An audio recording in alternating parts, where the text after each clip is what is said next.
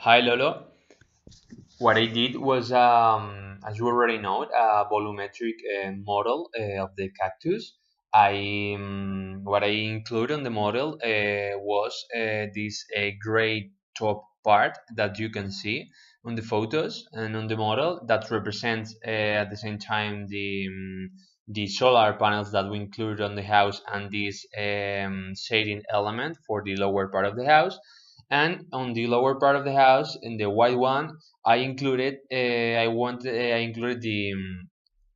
different openings, the different windows, and I also in front of each window, the white part.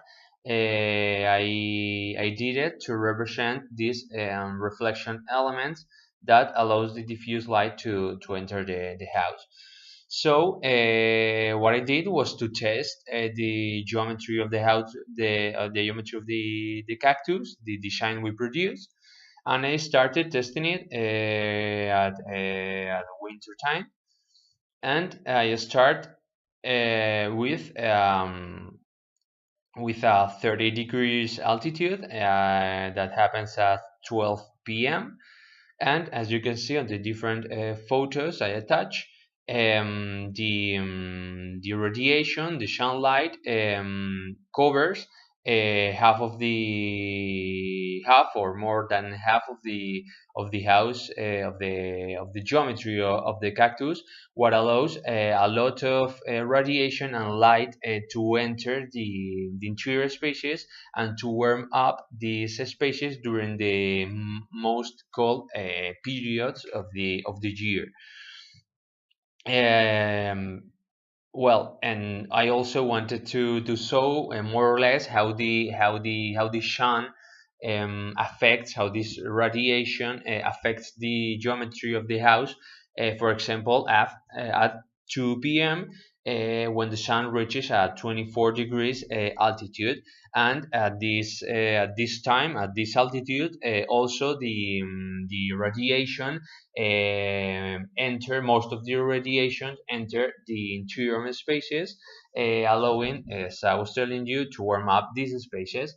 So at this with this altitude, with this sun altitude, and with the geometry of the house, neither these ribs or the top of the great top part, which are meant to create a shade for the other parts of the house during summer, don't affect the geometry.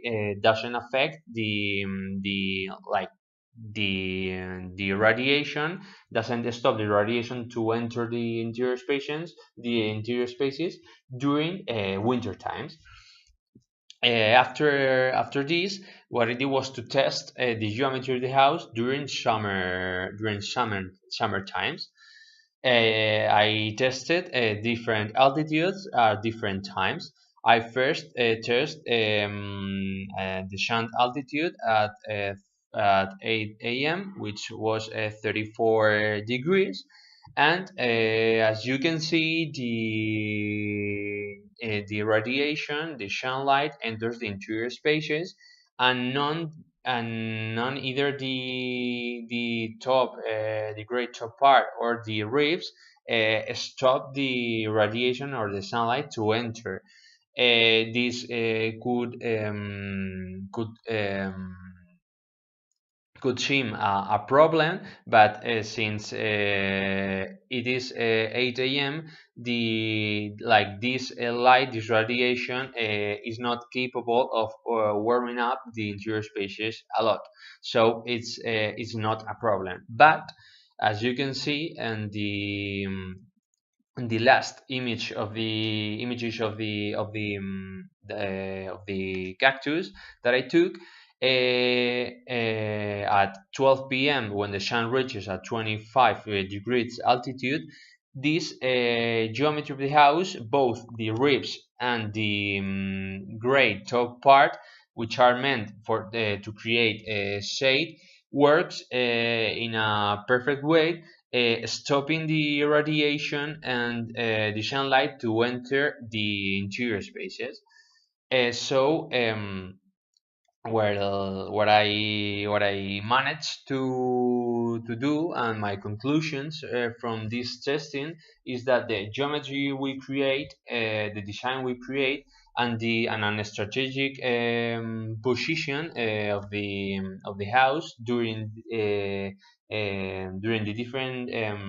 different times of the year, both in Sierra Nevada and in La Rijana, work perfectly, allowing the sun radiation and the sunlight to enter these interior spaces during winter times, and stopping this same sun radiation and sunlight to enter house during summer times, what allows to balance this amount of light and radiation that enters, and to create a suitable interior space to develop like daily life activities, and in the end to save a lot of energy that is commonly used to either heating or cooling. And well, as I was telling you, and to sum up, this exercise was very interesting, and allowed me to both test the geometry of the house, the geometry that we create, the design that we create, and to confirm that this geometry perfectly works at these different points, both the gray top part that stops the sun radiation during winter times, and the lower part constituted by the openings and by the white